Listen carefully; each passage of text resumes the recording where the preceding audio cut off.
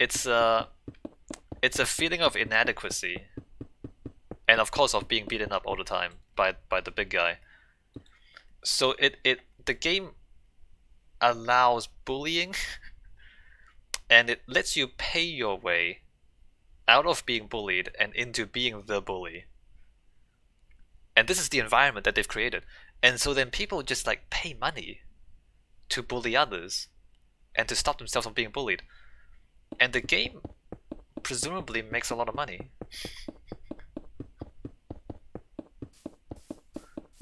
Like, and I don't really play it. Like I play it. Q says I'll stick to my single player games like Terraria and Minecraft. Yeah, no, you probably should. You probably like some of these games.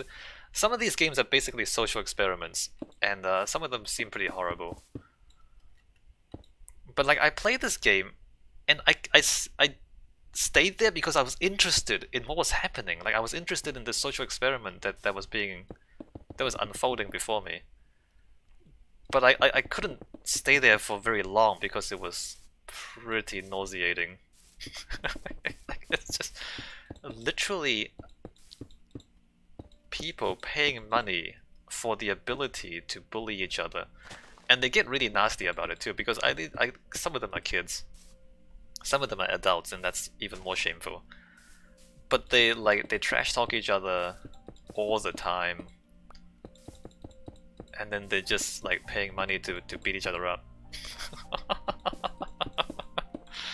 It's pretty terrible, to be honest. Like the environment is so negative. Like the environment that is created is so negative. But it's not entirely the game. Like the game allows this to happen, but it's still the people's choice to play into it. So I don't even know who to blame for this game being so negative, such a negative experience.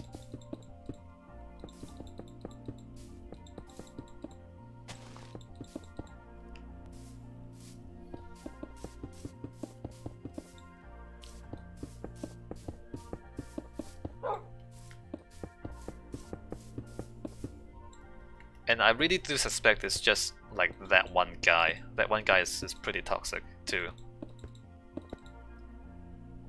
And a lot of people, maybe just kids, they're just not that intelligent or experienced in life. And they just play into it. Crazy.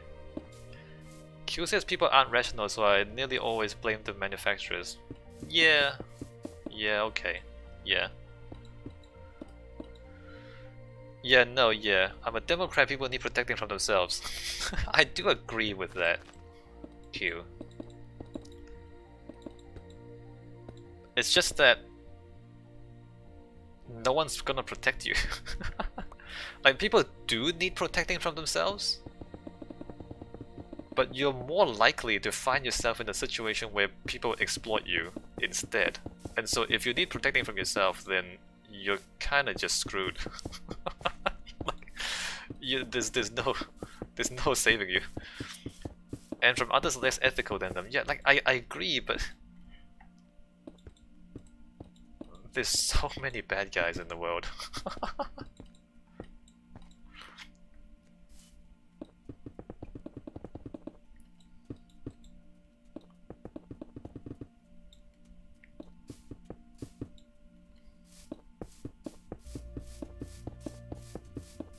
I don't know. It's possible that like the server, it's possible that all the good people just quit the server earlier than I did. Like when I was playing on that server, I kept trying to tell people, you see what's happening, right? Like they've made an environment that encourages you to bully each other and to pay money to do so. Like I just keep saying it to all the people there, and they just keep doing it. It's possible that the smart people just stopped playing early on, and only the mad ones stayed. Which, by that definition, I'm one of the mad ones.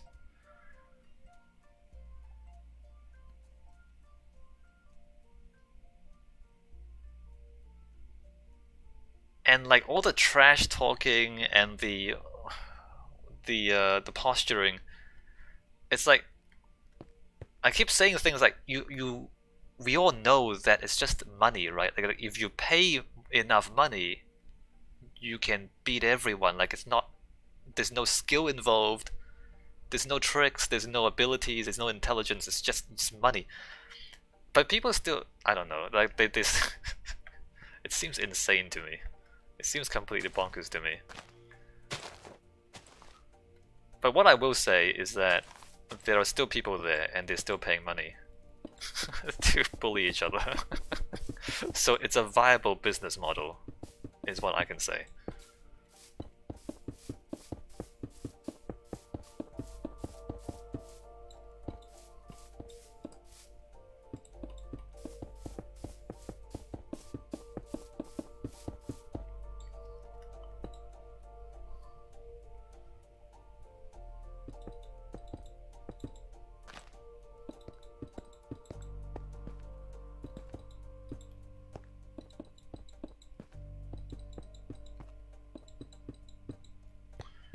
And like back to Wesley's misadventures in GTA Online. Like you say how Rockstar keeps putting in more and more troll DLCs out. Again, like it reminds me of what I'm talking about in Art of Conquest, is that they're letting you troll, they're letting you spend money to troll. And it feeds off this negative response where you want to troll them back, right? Like, oh, somebody trolled me, I wanna troll them back. And so they're making money off feeding negativity and giving players more opportunity for negative interactions. And I don't know how much analysis Rockstar has done, whether this is like backed by hard numbers, but it's possible that they've done their research and this is what makes more money.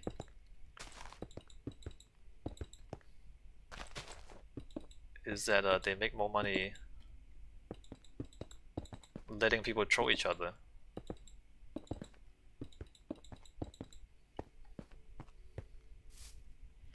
Wesley says, very much I guess because the moment they implemented shark cards, microtransactions, the trolling DLC increased. Yeah. I mean, it sounds like a coherent strategy for making money.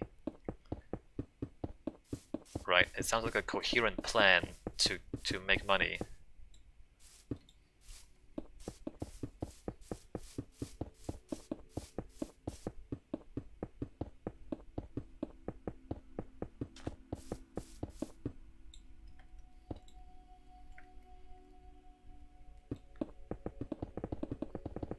What's the other pay-to-win game? Oh, the other pay-to-win game I've played is Maple Story, which is a sad story because it started off just being a cute anime MMO platformer, and for a long time it was just a cutesy thing where people played dress up. Like for a long time the only thing you can buy for money is cosmetics, and because it's anime and cutesy, there's more girls than normal, right? A lot of games these days it's just dudes, just a bunch of dudes. Whereas this game had actual women playing it, which is already crazy. But it was also like just cosmetics, so like people buying cute clothes and just hanging out in cute clothes. And it was pretty good, right? I mean, it's kind of silly and just, you know, hang out. And then at some point they introduced the pay-to-win crap, where, I mean, there was always like gachapon and gambling, but you were gambling for cosmetics for a while. And then you started gambling for items that make you a lot stronger in the game. And then the pay-to-win stuff really took over. And the game completely changed. Wesley says, I can't stop imagining you buying cute clothes now, I'm sorry. Well, I mean, the thing is, look, when you're in an environment where there are girls who like cute things, you kind of want to buy cute clothes just to hang out with the girls. You know what I mean, Wesley?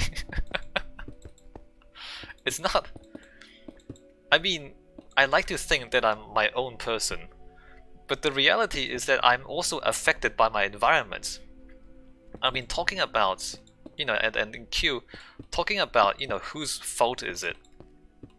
Like, if the game developers create a situation where you are allowed to just hang out with girls and wear cute clothes, I get sucked into it. Oh, Habbo Hotel, I've heard of it. Wesley says, have you heard of Habbo Hotel? I've heard of it, I haven't played it or anything. It's just like a chat room, isn't it? Chat room where you hang out and... Do you also buy cute clothes? That's my guilty pleasure. Spend too much in there.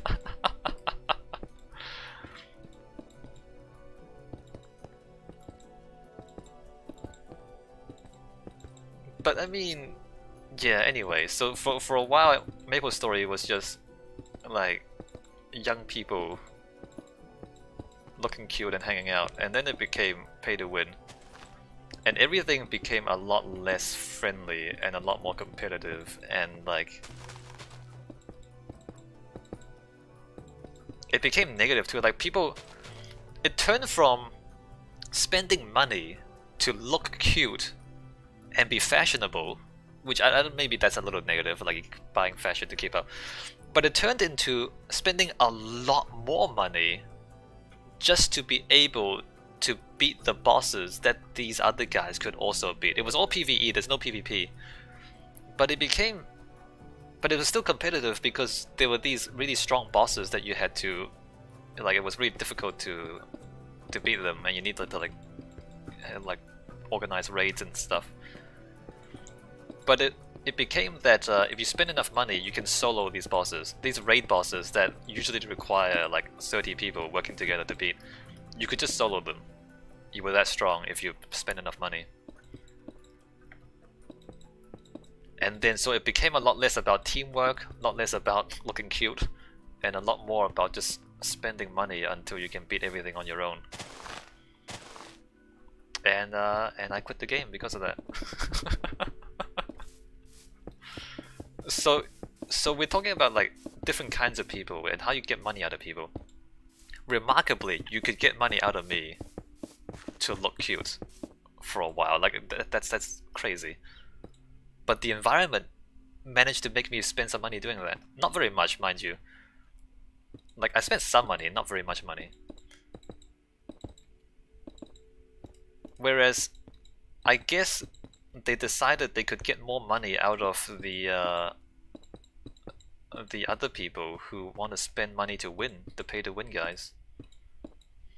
Wizzy says that should be your gaming tag. Wait, what's my gaming tag? We'll spend money to look cute.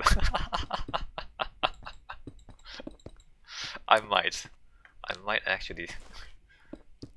There's not that many games where I can spend money to look cute though.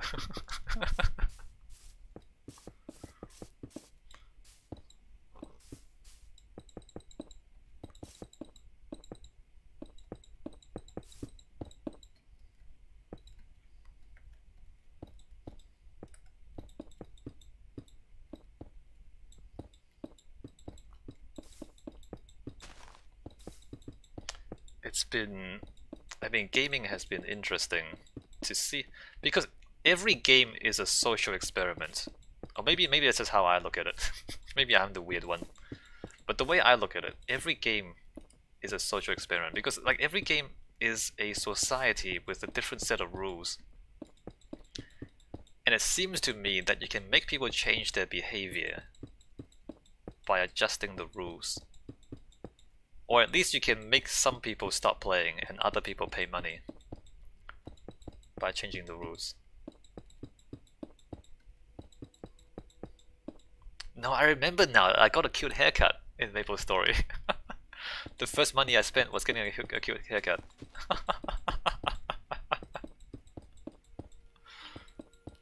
Because like the no, but it was so good because all the money you spend is just cosmetics. and it still worked on me of all people. Like the default haircuts is just kind of brown, like a brown patch on your head. But then if you spend money, you can get cool hairstyles.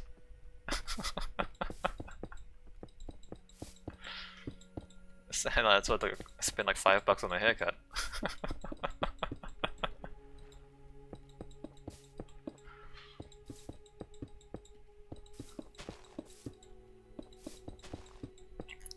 It's remarkable. Yeah, well, I mean, it's just the pixels. It's just a few pixels. It's not that many. There's not that many pixels in a haircut in MapleStory.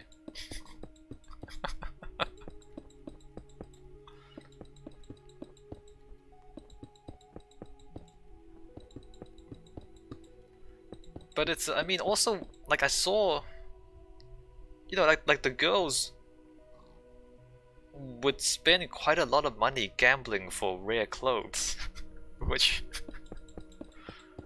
I don't know. I feel like that's a viable business strategy. Just, you know, getting girls to buy fictional clothes. You don't have to make things negative.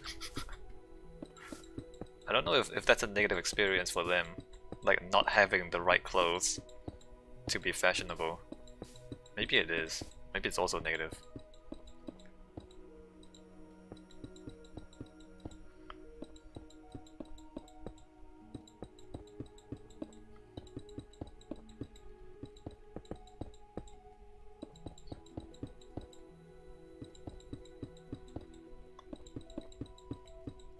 Which I guess also brings us to the microtransactions in Minecraft. You know you can spend money on skins in this game now. Spend money on skins, spend money on minigames.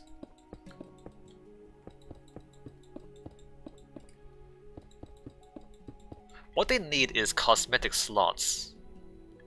Instead of just like equipment and just one skin, if they have cosmetic slots, then basically there's 4 things you can spend money on instead of just one.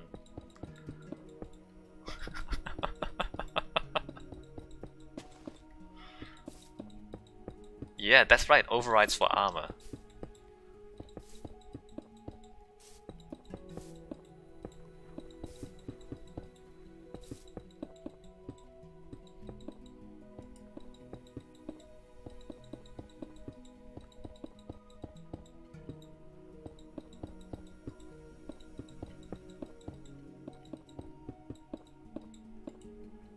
That's what RS has been doing for a while. Wait, RuneScape? Well, I mean, it's better than pay to win, I feel like. Maybe I'm a different kind of person. I mean, essentially, that's what Heroes of the Storm is. Like, you can buy skins. Oh, and Dota 2? Dota 2, like, all the money is just cosmetics. Like, none of the money you spend affects gameplay at all. But you can buy a lot of cosmetics.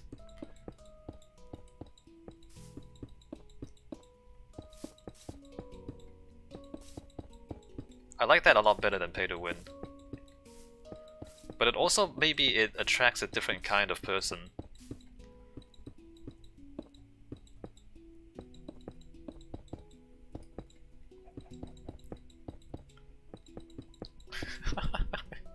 You know, I haven't spent money to look cute in Dota yet. I don't play Dota very much. Alright, so it's 4:20, time's up for this week. I guess I've just been paving. Hey, this branch to 4-1 is really long. We're gonna have to do a lot of paving, Wesley. Let me quickly fly over to you, see how well you're doing over there. Yeah, this is... we're gonna spend like 2 more weeks on this or something. Maybe 1 more week. It's a lot of work. Alright, let me just quickly fly over to you before I end the stream and end the video.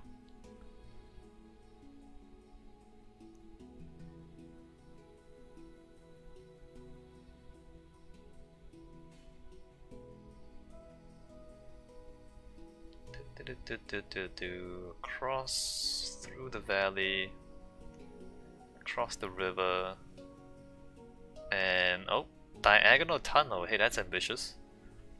And then under the floating mountain, and another valley, and down, and up, and oh, we're here? Okay. So how far, where is the actual, how much further do you have to go? The rest of this is pretty flat. Oh, it's just straight through. Okay, the rest of this is just straight across and it's pretty flat. Alright, I'm gonna end the video for YouTube here. And I might end the stream too. What do you want to do, Wesley? Do you want to just stop and come back next week? Or do you want to like keep plowing through? This bridge is interesting though. Wait, which one?